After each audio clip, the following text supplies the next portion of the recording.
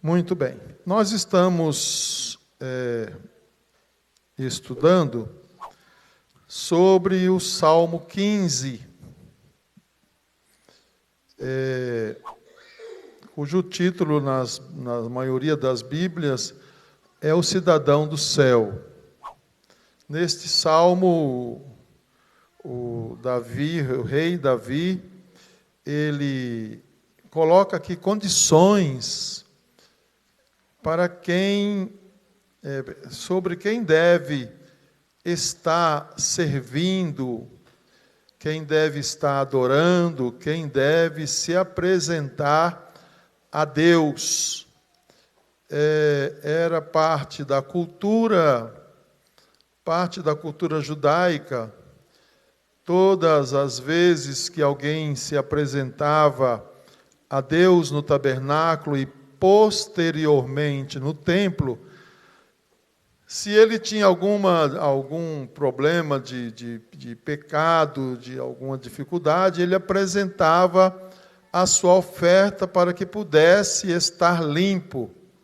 E agora ele está aqui fazendo um jogo de palavras, porque isso é uma poesia, e diz: quem habitará no seu santo monte, isto é, quem habitará no templo, quem vai estar no templo. Esse templo ele tem o seu prenúncio lá no livro de Gênesis, quando o patriarca Jacó, ele, em um sonho, ele viu uma escada, e essa escada tinha anjos que subiam e que desciam, e que até hoje o povo está discutindo, porque não descia e subia, e porque sobe e porque desce, e isso não vai chegar a lugar nenhum. A verdade é que os anjos subiam e desciam, e cada um tem a sua explicação. Não é? E Jacó diz: esse não é outro lugar senão a casa de Deus. Quão terrível é este lugar, porque ela é a casa de Deus. Que esse é o primeiro prenúncio do templo que foi posteriormente construído em Jerusalém, e não era qualquer pessoa que poderia se apresentar ao templo, ele tinha que ter virtudes. E o salmista Davi aqui está colocando aqui algumas virtudes para que as pessoas pudessem subir o monte, porque mesmo que o templo esteja numa ladeira, você está subindo a casa de Deus, nunca está descendo, sempre está subindo, independente da topografia, da condição geográfica, sempre nós subimos ao templo para adorar, né? E nós temos aqui algumas condições que nós já falamos na semana passada, principalmente do versículo 2, e não foi possível de falar tudo. Falamos sobre integridade e falamos sobre justiça, que é a base de todo fundamento cristão, integridade e justiça. Se nós percorrermos as folhas sagradas das Escrituras, nós vamos ver como Deus leva em conta, tem em alta conta, pessoas íntegras e justas. Não existe justiça sem integridade. E essa condição nós não adquirimos com o passar do tempo na igreja. Não, nós não adquirimos isso com o passar do tempo na igreja. A gente adquire esta condição a partir do novo nascimento, se falando da igreja. É através do novo nascimento que nós somos regenerados, que nós somos restaurados à nossa condição original. A condição que Deus propôs, que Deus queria que fosse. Então, a partir da conversão, nós começamos a trabalhar com integridade, que é um processo que se aumenta, que se desenvolve a cada dia na vida das pessoas. Não é o fato de as pessoas, de os crentes, de nós nos batizarmos e já estarmos prontos. Esse é um grande erro que nós cometemos. Não batizou, já está batizado, já está tudo certo. Não, o batismo é um começo para um desenvolvimento, para um fortalecimento espiritual. Então, quem é que vai morar na casa de Deus? Quem é digno de estar na casa do Senhor? Nós encontramos um problema nos nossos dias, que não tinha muito esse problema quando Davi escreveu o seu livro, porque as condições eram rígidas, a lei moral era rígida, a lei ética era muito rígida, e as pessoas temiam. Então, quando eles se apresentavam à casa de Deus, antes de qualquer coisa, se apresentava um sacrifício pela culpa, um sacrifício pelo pecado. E uma vez feito o sacrifício, a pessoa estava limpo e em condições. Hoje, nós temos uma condição diferente. A igreja deveria ser um organismo composto só de salvos, composto só de filhos de Deus, composto só de pessoas que buscam a integridade e a justiça. Mas, infelizmente, isso não é assim.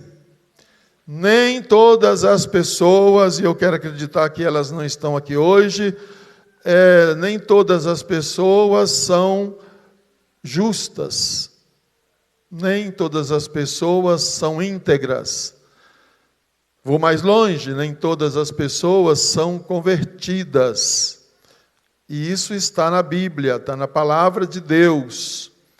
Por isso nós temos tantos problemas e precisamos estar falando constantemente as mesmas coisas, porque para alguns, e eu vou repetir de novo, tomara que eles não estejam aqui, o que falamos, o que ensinamos, o que sai desse púlpito, entra por um ouvido e sai pelo outro, não muda, não transforma, não acontece nada.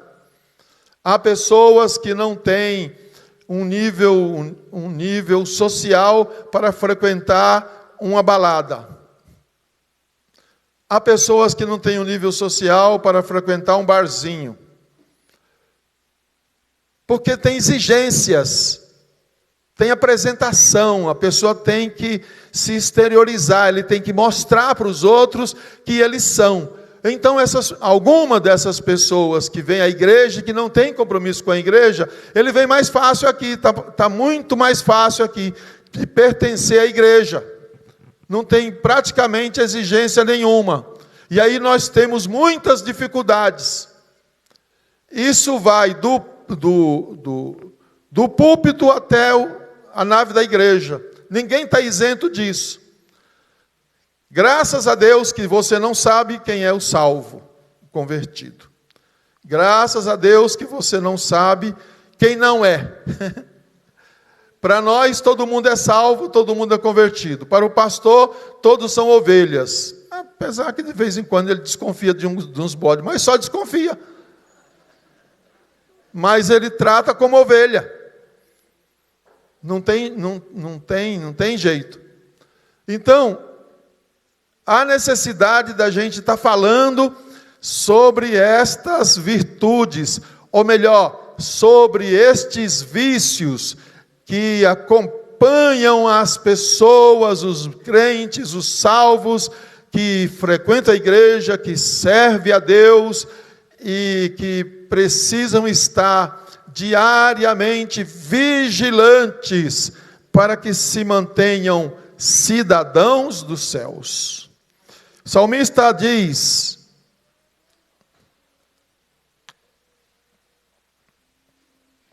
que não difama com a sua língua, nem faz mal ao seu próximo. Versículo 3. O teólogo polêmico, mas de grande conhecimento, Calvino, João Calvino, que escreveu vários comentários da Bíblia, entre eles o livro de Salmos. Tem uma coletânea escrita por Calvino do livro de Salmos. Se eu fosse você, eu procurava saber os comentários que ele faz de Salmos. Você não encontra em nenhum outro livro teológico, dado a profundidade desse comentário. E eu não preciso lhe dizer que, como eu já tenho tudo prontinho lá, né, eu só tenho que desenvolver aqui. Então, parte desse comentário está ali nessa pesquisa que eu acabei fazendo. Então, o versículo 3 do nosso salmo diz sobre difamar com a língua e não faz mal ao próximo. Ele fala que os vícios que os que querem viver na igreja devem estar isentos. Tem 3 características aqui que eu quero colocar. Nós devemos servir a Deus como justos, como íntegros, como pessoas que buscam a justiça, e eu disse a semana passada sobre este assunto. Nós devemos estar isentos destes vícios. Primeiro, esse justo, esse crente, vamos chamar de crente, esse salvo, este filho de Deus que quer frequentar o tabernáculo, que quer frequentar a igreja para prestar o seu culto de coração e de alma, para ser um verdadeiro adorador, porque no final é isso que importa. Quem é que Deus procura? Os verdadeiros adoradores. Onde eles estão? Estão aqui.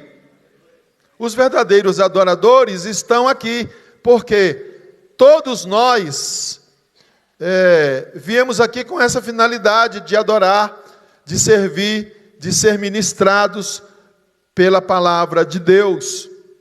Então, estes justos, eles devem estar isentos, não devem ser difamadores e nem caluniadores.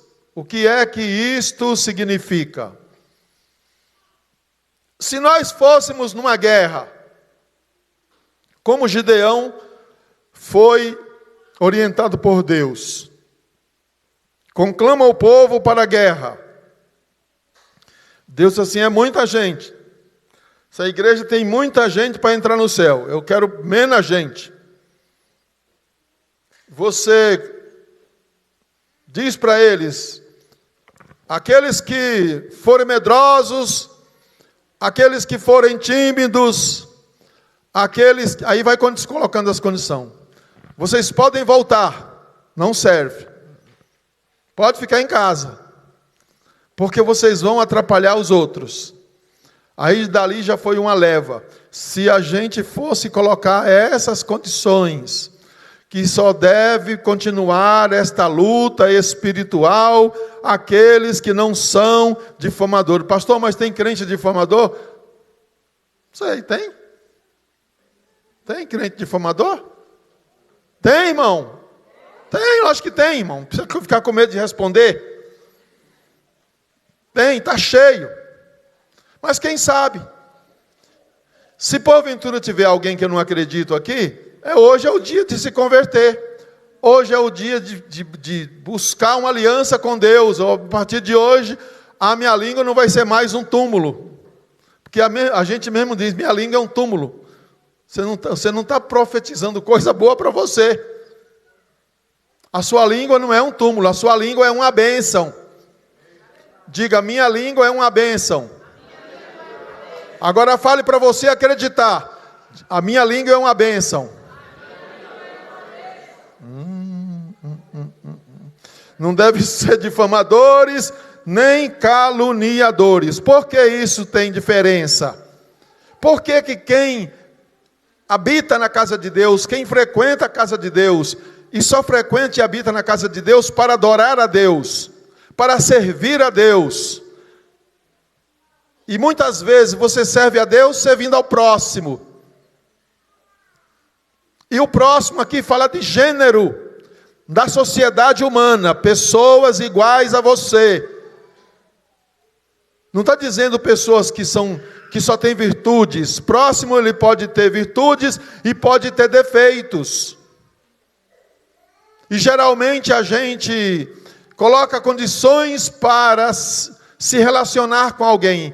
Se nós não conseguimos mudar aquela pessoa e ela insiste em ser quem ela é, muitas vezes nós colocamos de lado. Isso não é correto, porque ninguém muda ninguém. Quando Jesus nos chamou pelo seu Espírito, Ele colocou alguma condição? Não, eu não vou te chamar porque você é muito ruim. Eu vou lhe chamar porque você é muito feio. Eu vou lhe chamar porque você é pobre. Eu vou lhe chamar porque você... Não, Jesus não colocou condição nenhuma.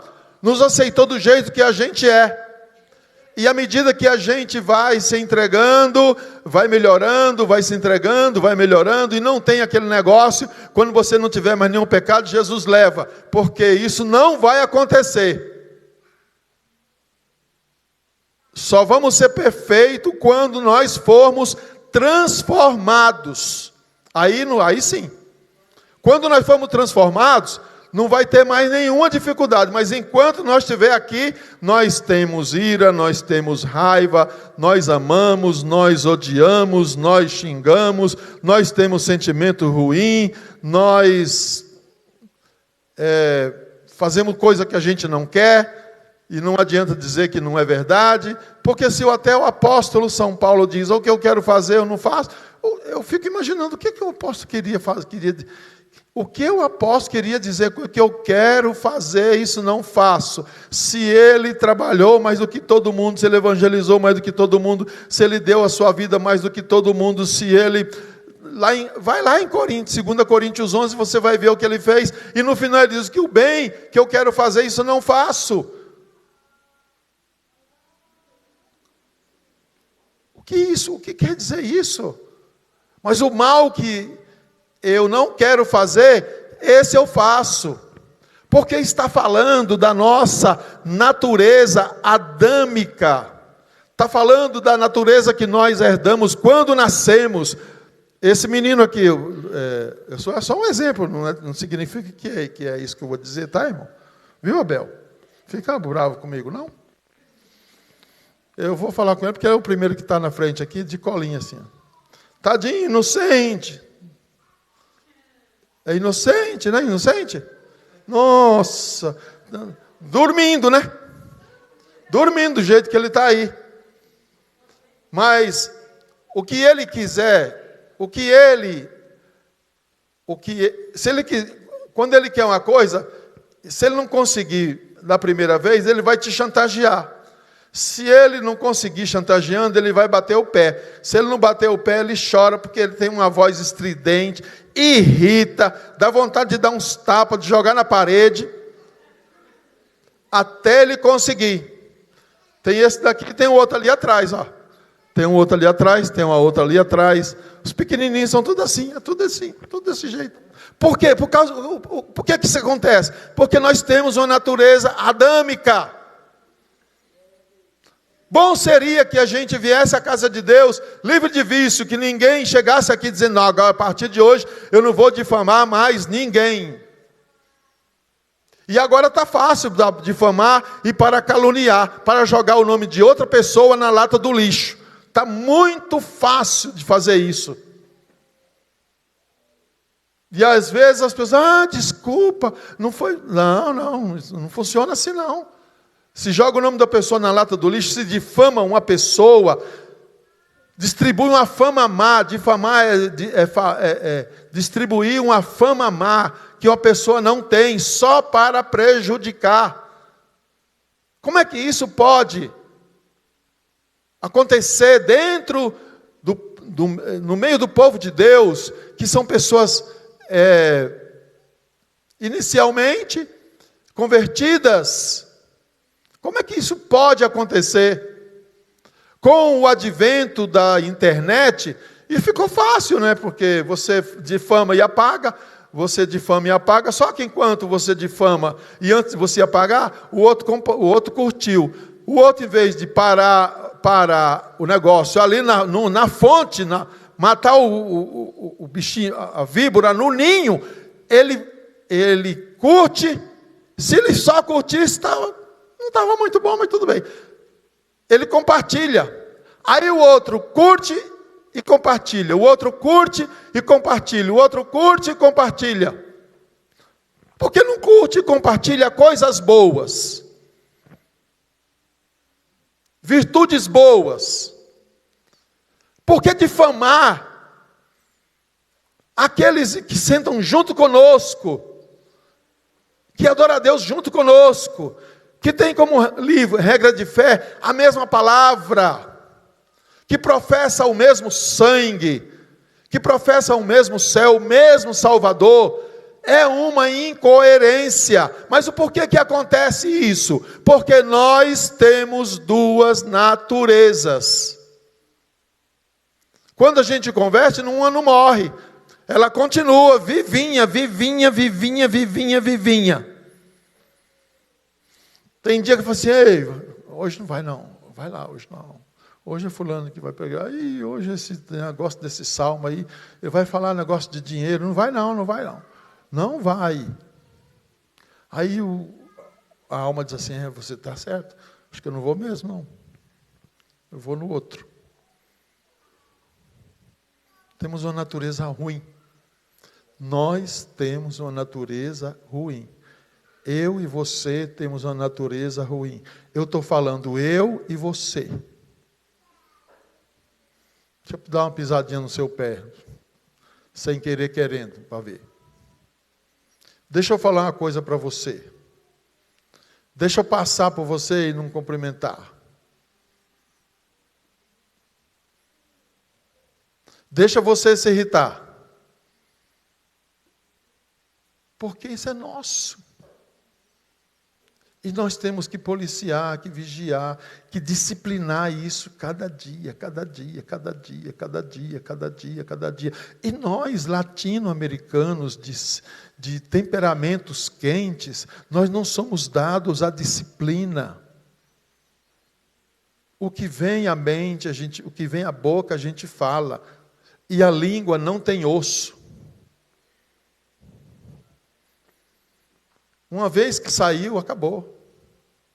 Então, o primeiro vício que não deve existir entre o povo de Deus, para que sejamos cidadãos do céu e estar na casa de Deus, é não ser difamadores nem caluniadores. Nós poderíamos ficar aqui por mais um tempo, mas vamos seguir. Segundo, devemos refrear de fazer coisas prejudicial ou injuriosa ao nosso próximo. Não devemos refrear-se de fazer alguma coisa prejudicial ou injuriosa ao nosso próximo. Estou falando do versículo 3. Você lembra? Porque eu lembro. Alguma vez que você prejudicou alguém?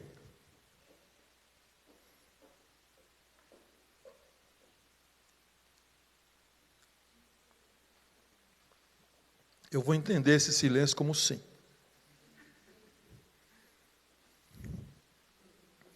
Injúria.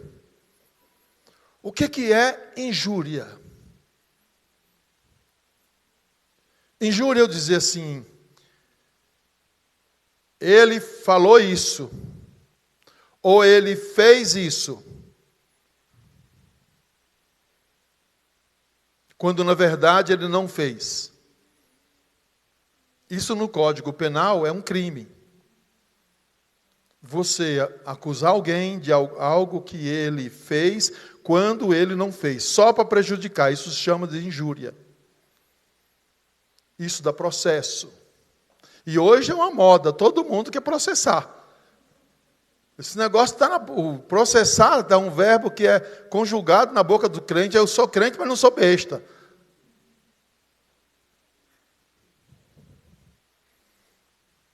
O apóstolo Paulo diz assim, lá em Coríntios 3, Por que você não sofre o dano? Por que você está buscando, está levando o outro irmão para o tribunal? Quando vocês deviam, vocês mesmos, fazer o julgamento? Ou vocês não são dignos, não têm autoridade para julgar os homens? Quando vocês vão julgar os anjos, que é um outro mistério que a gente não sabe como é que isso significa. Eu não sei como é que eu vou julgar anjo. Nem você sabe. Mas anjo tem o que para ser julgado? Não vamos entrar nesse mérito. Estou só colocando essa questão. Então, as coisas deviam ser resolvidas entre nós, mas hoje nós temos tantos direitos civis. O nosso Código de 88, ele trouxe tanta liberdade, tanto direito civil, que a gente não tem noção. É direito para os velhos, é direito para os adolescentes, é direito para os grupos minoritários, todo mundo tem o seu direito. Se todo mundo respeitasse os seus limites, não entrasse no limite do outro, estava ótimo. O problema é que quem tem direito, ele quer ter o direito dele e o direito do outro. E isso é uma dificuldade na vida, isso influencia diretamente na vida da igreja. E nós sofremos e ficamos e falamos, é como se nós estivéssemos lavando gelo, porque isso não acaba nunca, nunca, nunca, nunca. Então nós temos aqui, primeiro, não devemos ser difamadores nem caluniadores. Segundo, devemos refrear de fazer coisas prejudiciais ou injuriosas ao nosso próximo. E o seu próximo agora, ele está aí do seu lado, é o seu próximo. Sabe quem é o seu próximo? É o seu filho, é a sua mãe, é a sua tia. Esse é o seu próximo. É o seu marido, é a sua mulher, é a sua irmã que está aí do lado. Nesse momento, esse é o seu próximo. E Davi tinha essa ideia quando ele proferiu esse texto. Terceiro, não devemos contribuir, devemos estar isento disso, porque isso é um vício. Não devemos contribuir com a divulgação de calúnias ou notícias falsas. Hoje, o homem mais odiado no Brasil, por várias razões, eu não estou dizendo que é certo e nem é errado, estou só fazendo aqui um comentário. Deixa eu colocar isso para mim não ter nenhum problema amanhã, de ser chamado lá no STF.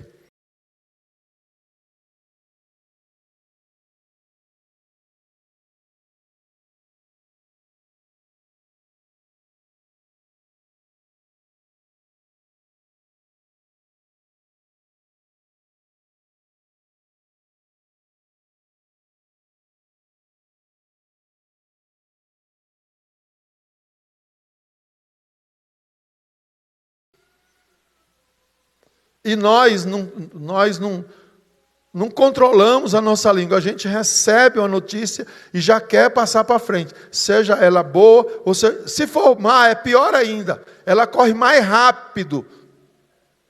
A notícia ruim corre mais rápido.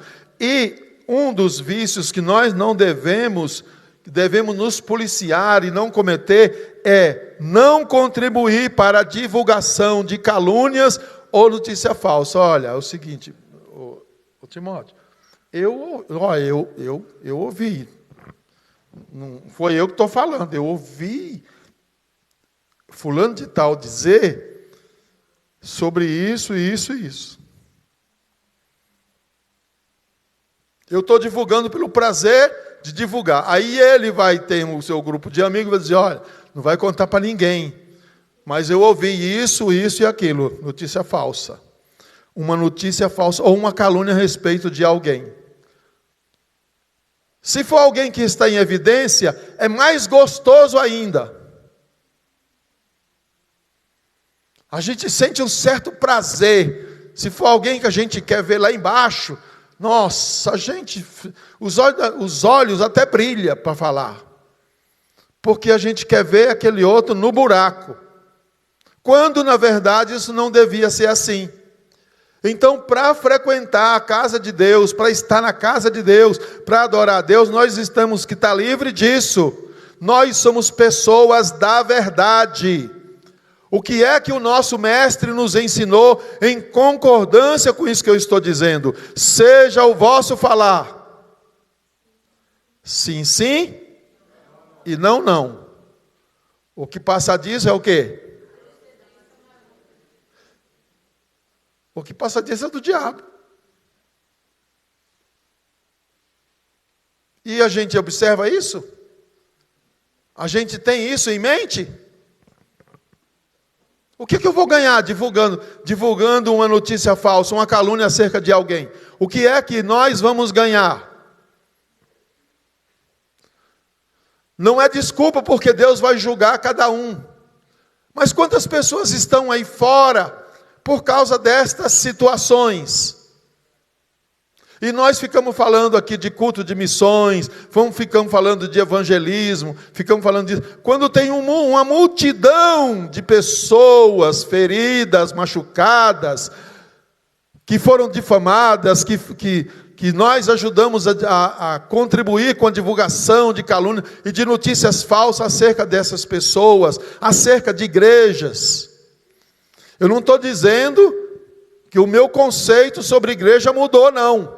O meu conceito sobre igreja não mudou. Porque eu não aceito essas igrejas de fundo de quintal.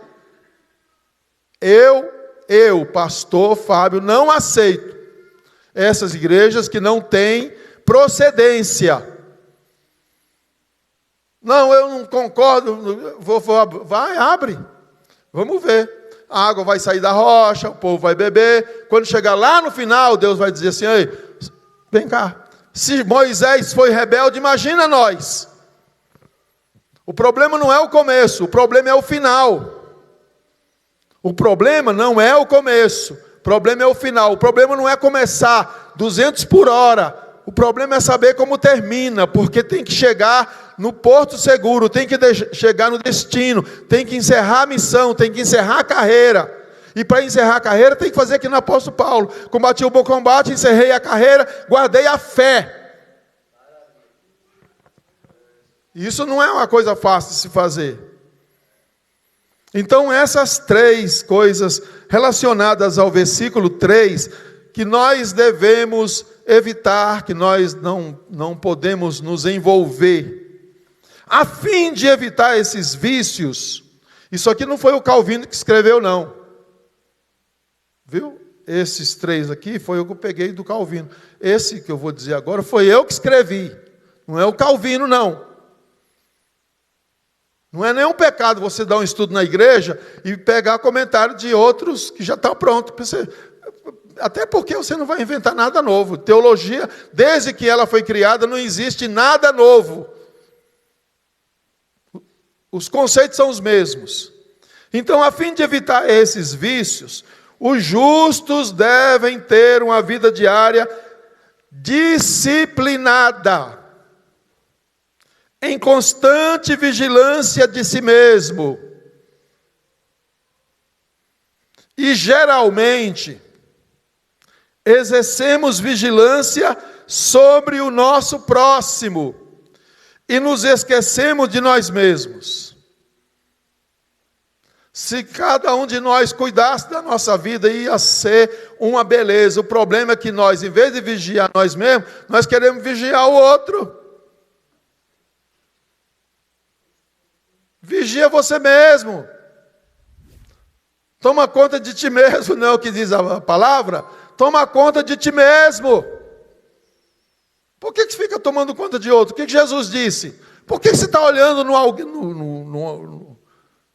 argueiro do teu irmão, quando no seu tem uma trave? Cuida do seu. Jesus está dizendo aí, cuida da sua vida, deixa a vida do outro de lado.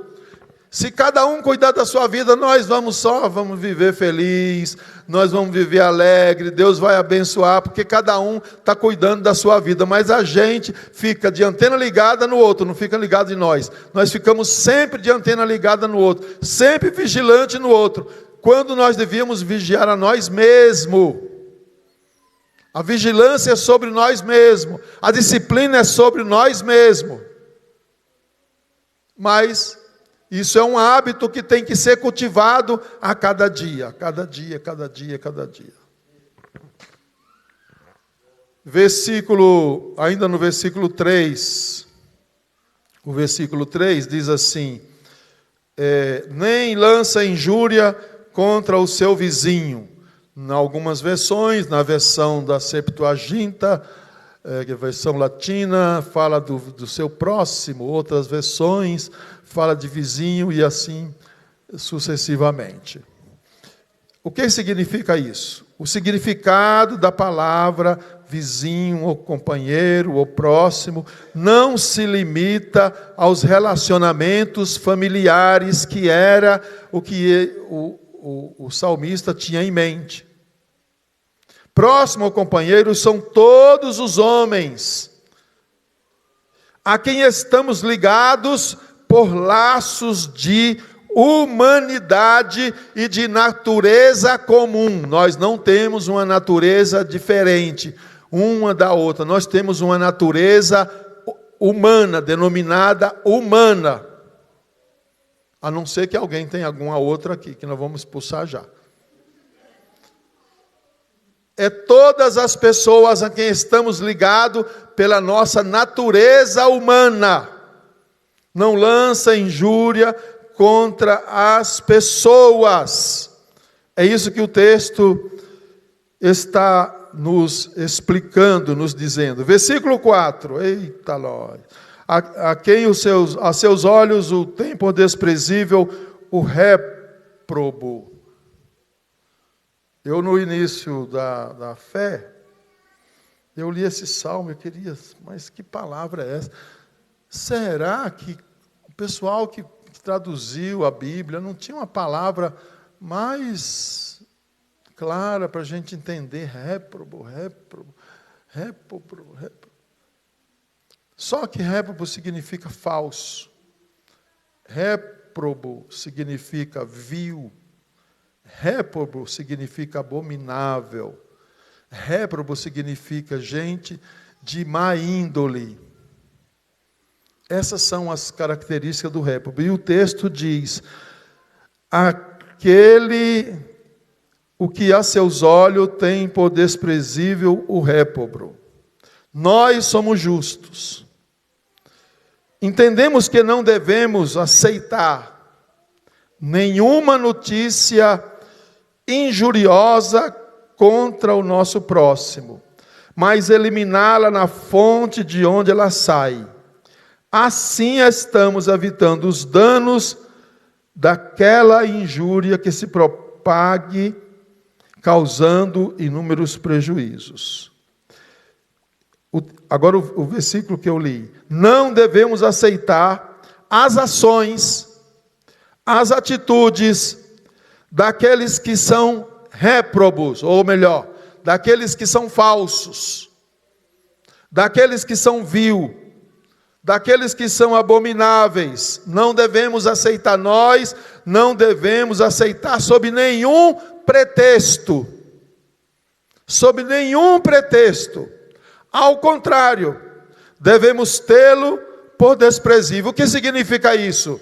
Gente desta natureza, nós devemos ignorar. E às vezes nós ficamos com medo disso, para não perder a amizade, porque às vezes a pessoa tem um certo status social, mas ele é falso, ele é vil, ele é abominável. Nós devemos, além de ignorar, não vamos dar ibope para essas pessoas. Não vamos dar ibope para estas pessoas. Que mais? Não apoie as suas ações. Nunca apoie, rejeite as ações de pessoas desta natureza, seja ela crente ou não, seja ela parente ou não. Porque o texto tem uma promessa para as pessoas que desprezam esse tipo de pessoa. Pessoa de má índole. Mas os que honram ao Senhor, honram os que temem ao Senhor. É esses que nós devemos honrar. Aqueles que temem a Deus, que são justos, que são íntegros, que é o contrário desse tipo de pessoas, que não conhece a Deus, que acha que a vida se resume só em levar vantagens aqui nesta vida. Devemos rejeitar essas pessoas. Elas não devem fazer parte do nosso círculo social, sob nenhuma condição. Isso não é fácil da gente fazer, isso é uma prática que é muito difícil de fazer. No versículo 5, o texto diz: não aceita suborno contra o inocente, quem não empresta seu dinheiro com usura, nem aceita suborno contra o inocente, que deste modo procede, nunca será abalado. Coloca aí no texto, o Vitor. Eu vou aqui para os irmãos ler. Nós vamos ler uns textos, e esses textos eles vão falar por si mesmos, tá? Coloca aí, Levítico.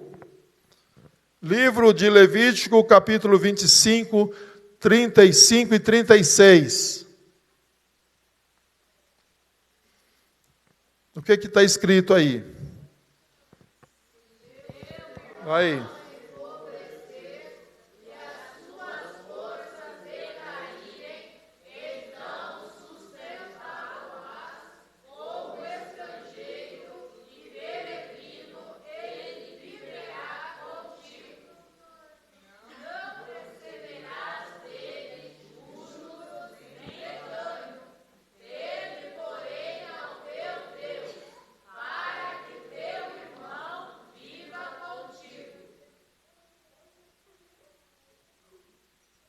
O problema não é isso aí. O problema é que tem uns que lêem isso aí e querem se aproveitar de nós.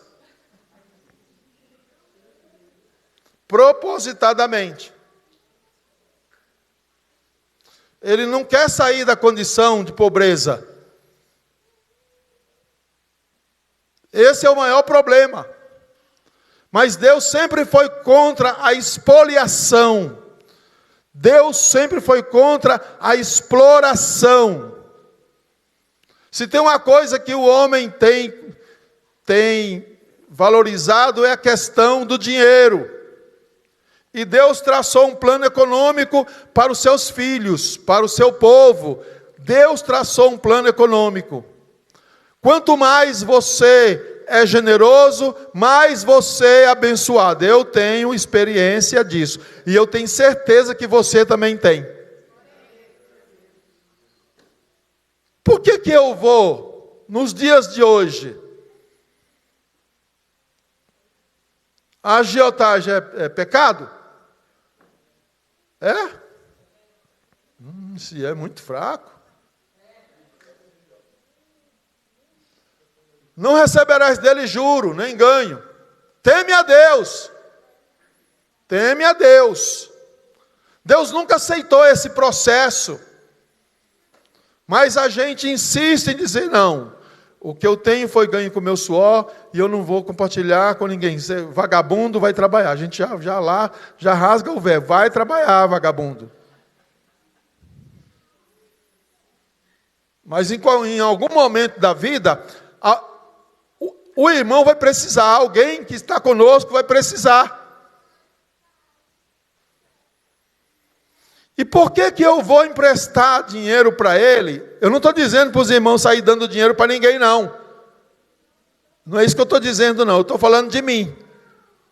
A minha filosofia E não adianta vir me impedir que eu não tenho um centavo, se me virar de cabeça para baixo, não cai uma moeda aqui.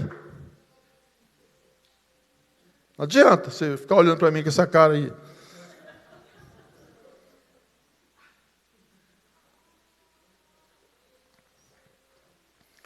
Se eu estou vendo o irmão necessitado, e ele fala assim, acho que eu vou falar com o pastor, porque o pastor, acho que ele tem muito dinheiro. Você sabe o que aconteceu uma vez, um tempo atrás? Aqui não. A irmã vendeu uns cachorrinhos que ela criava, cachorro de raça. E toda vez que dava cria, ela fez um propósito dela vender os cachorros e dar o dízimo para o pastor da venda dos cachorros. E ela vendeu uns cachorros e deu e separou R$400. Então deu 4.000, né? Mas aí ela separou o dinheiro e disse assim, nossa, eu não vou dar não para o pastor não. O pastor todo dia está com uma camisa nova, está com um terno novo.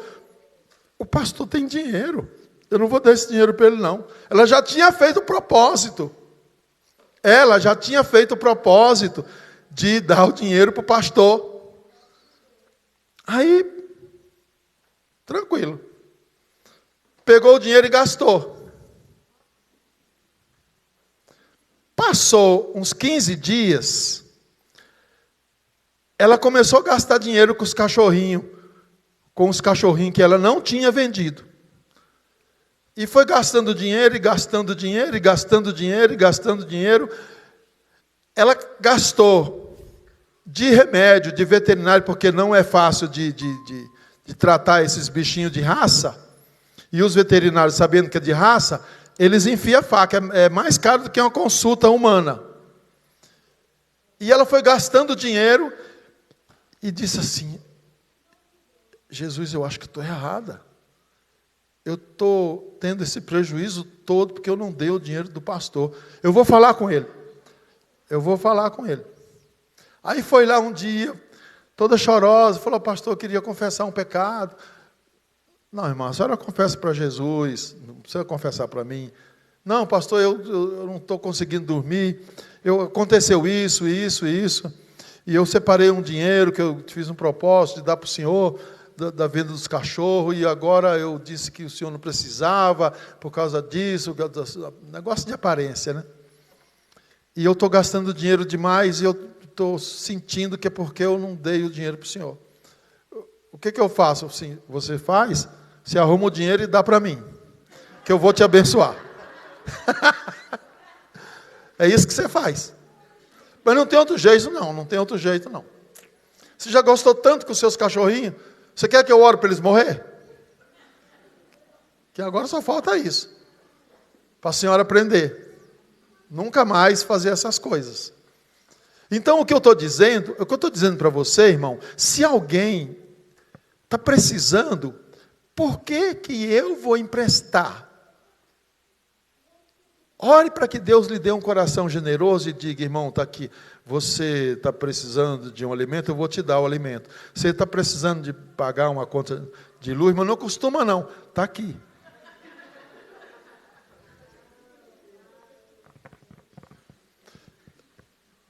Eu já recebi a minha coroa, mas chegou lá na igreja, na porta da igreja, no término da escola dominical, lá de Poços de Caldas, um irmão dizendo que era cearense. Aí logo me condoí todo daquele irmão. Nosso Deus, fiquei com a dó dele. Mostrou carta, mostrou isso, mostrou aquilo, e precisava ir para outra cidade. E eu fiquei condoído daquele irmão. Eu tinha um dinheirinho para me comprar o almoço no domingo, saindo da escola. Você sabe o que eu fiz? Eu peguei o dinheiro que eu tinha de comprar o almoço e dei para ele. Aquele irmão saiu numa felicidade, e eu fiquei tão aliviado de poder ter ajudado ele. Se ele vai fazer outra coisa, não é problema meu. A finalidade que eu dei foi aquela. Eu não tinha para dar. Não tinha sobrando para dar. Mas aqui a Bíblia fala de agiotagem, fala de de pessoas que gananciosas. A ganância não leva ninguém a lugar algum. Se você não tem, ore para Deus te dar um coração generoso. De preferência um coração sábio, para que você não saia distribuindo coisa para todo mundo. Porque tem algumas pessoas que viciam, que diga a nossa presidente da ABS. Tem pessoas que nunca vão deixar de vir aqui na terça-feira, uma vez por mês, e às vezes 2 vezes por mês. E quando vem aqui, já foi lá no padre, já foi lá no outro, já foi lá no outro, já foi lá no outro. Mas Deus vai abençoar a generosidade da assistência social pela sua ação em favor do necessitado. Porque nós não estamos aqui para julgar ninguém. Eu e você não estamos aqui para julgar ninguém. Olha a orientação de Deus em relação a essa questão do salmo, do último versículo deste salmo. Coloca de novo 35 para a gente ler, para a gente acabar. Se teu irmão empobrecer, quer dizer que ele não era pobre, certo? Se ele empobrecer por alguma razão, e pode acontecer, você passar uma fase ruim, talvez um teste de Deus, não sei, nem tudo é teste de Deus. Às vezes você administrou mal, mas pode acontecer. Se ele empobrecer, o que acontece? E as forças deles decaírem, vamos continuar. Então o quê? Isso aqui é um pedido? É um pedido? Não, é uma ordem. De quem? É uma ordem de Deus. Sustentá-lo-ás. Como estrangeiro e peregrino, ele viverá contigo. Você vai comer, mas você vai ter que buscar água. Também não deixa ele no bem bom. Você vai comer. Eu estou falando do contexto de Israel. Você vai comer, mas você vai ter que rachar lenha. Vai viver com ele, está ali. Isso pode acontecer. 36. Não receberás dele juros nem ganho. Está dizendo, não seja agiota. Teme, porém, ao teu Deus, para que o teu irmão viva contigo. Para terminar, Ezequiel 18, 17. Também sobre esse versículo de Salmo 15. Vamos lá? 1, 2. Desviar do pobre a mão, não receberei juros, fazer os meus juízos e andar nos meus estatutos, o tal não morrerá pela iniquidade de seu pai, mas certamente viverá. Deus não gosta aqui do agiota. 22, 12.